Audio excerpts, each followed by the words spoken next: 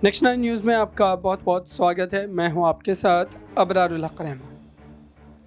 राजस्थान के प्रभारी सुखजिंदर सिंह रंधावा अब जल्दी कोई बड़ा फैसला ले सकते हैं। दरअसल सुखजिंदर सिंह रंधावा को जब राजस्थान का प्रभारी नियुक्त किया गया, उस समय ही उनसे ये उम्मीद की जा रही थी कि वो राजस्थान के मामले का जल्द से जल्द हल निकाल देंगे। लेकिन अगर अब तक देखा जाए तो इस पूरे मामले पर कोई भी बड़ा फैसला लेने में वो सफल नहीं रह पाए। सवाल ये है कि इस समय लगातार सचिन पायलट वर्सेस अशोक गहलोत की लड़ाई और भी ज़्यादा गहराती चली जा रही है। और इस बीच आपको वो बयान सुनवाते हैं जो सचिन पायलट ने अपने पक्ष में रखा है, और कहीं ना कहीं इशारों में वो अशोक गहलोत को जम करके उन्होंने लताड़ भी लगाई। तो पहले आइए सुनते हैं सचिन पायलट के इस बयान।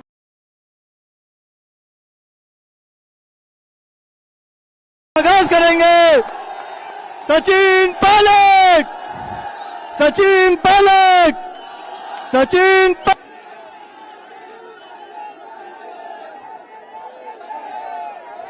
शहर जिला कांग्रेस कमेटी के हमारे अध्यक्ष विजय जैन साहब, महेंद्र अलापता जी, हेमंत भाटी जी, रामनारायण जी, महेंद्र जी, पूर्व मंत्री राजेंद्र चौधरी साहब, शोभा सोलंकी जी, मनीष यादव जी, सुचित्रा आर्य जी, विद्याधर चौधरी साहब, सुरेश चौधरी जी, इकबाल जी, ओम प्रकाश जी, चुनीलाल राजपुरोहित जी। मेरी आवाज पीछे तक आ रही है आप लोगों को?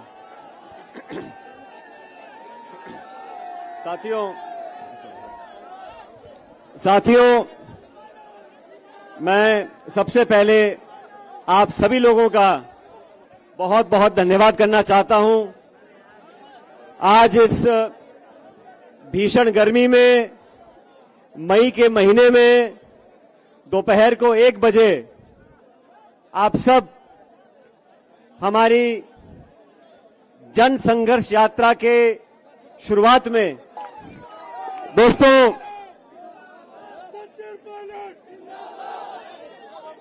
मेरे आदरणीय बुजुर्गों, माताओं, बहनों, नौजवान साथियों, आप सब जानते हैं, भाई आप सब जानते हैं, राजनीति में कभी हम सत्ता में होते हैं, कभी विपक्ष में होते हैं। और आप सब ने ये भी देखा 2013 में जब चुनाव हुए, हम लोग, हमारी पार्टी, हम सब लोग बुरी तरह हारे।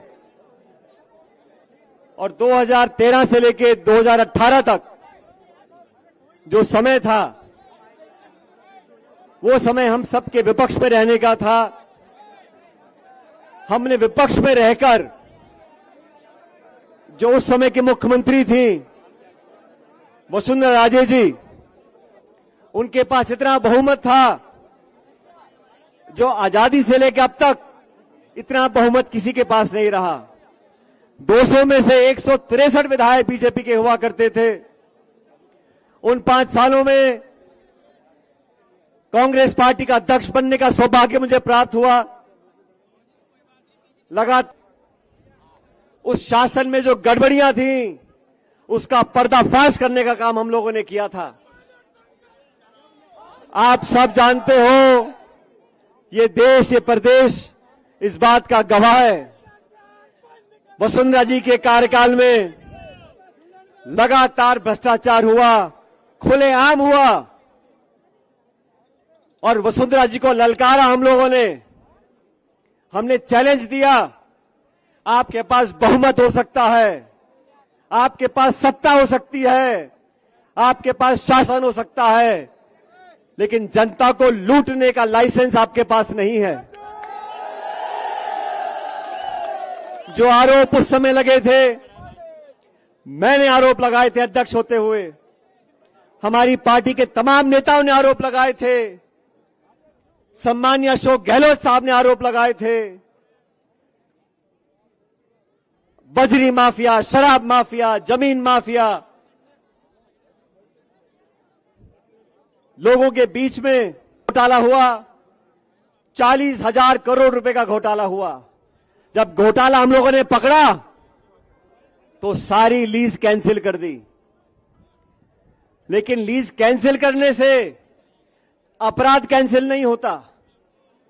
हमने सीबीआई की जांच की मांग करी, सीवीसी की मांग करी, सीएजी की मांग करी। हम लोग दिल्ली गए और हमने मांग रखी थी कितना बड़ा खान घोटाला हुआ, इसकी जांच उच्च स्तरीय जांच होनी चाहिए। आप सब लोगों ने हमारी बात पर विश्वास किया और राजस्थान में जहां कांग्रेस पार्टी सिमट कर सिर्फ 21 सीटों पर रह गई थी, आप कल्पना करो हम सत्ता में थे और 20-21 सीटों पर आ गए थे। वो समय मुझे अच्छी तरह याद है। मेरे तमाम साथियों ने, पार्टी कार्यकर्ताओं ने खून पसीना बहाकर कांग्रेस पार्टी को सत्ता में हम लेकर आए। ये आश्वासन दिया जनता को कि सत्ता में आएंगे तो दूध का दूध और पानी का पानी होगा।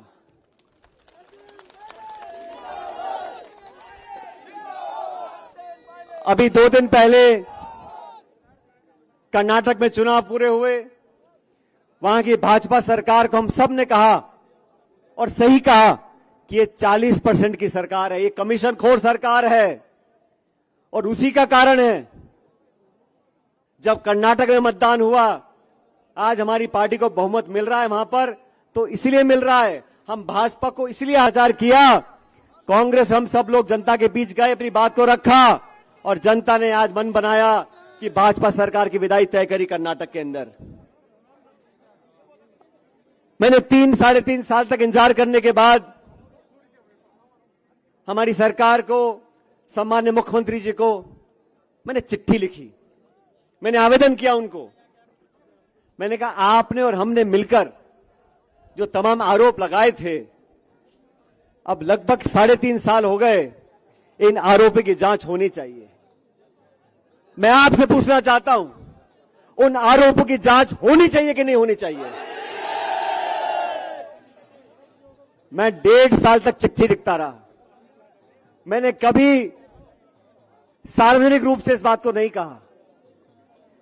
चिट्ठी लिखी, दोबारा लिखी, याद दिलाया, आग्रह किया, आवेदन किया, लेकिन ना तो जवाब आया।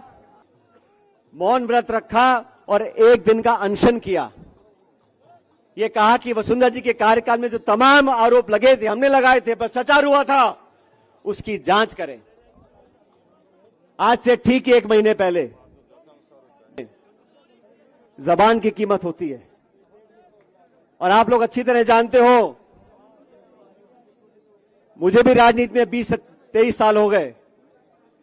मैं सांसद रहा, केंद्र का मंत्री रहा, इस प्रदेश सरकार में उप मुख्यमंत्री रहा, स्वर्गीय पायलट साहब कई बार मंत्री रहे, मेरी मां सांसद विधायक रही।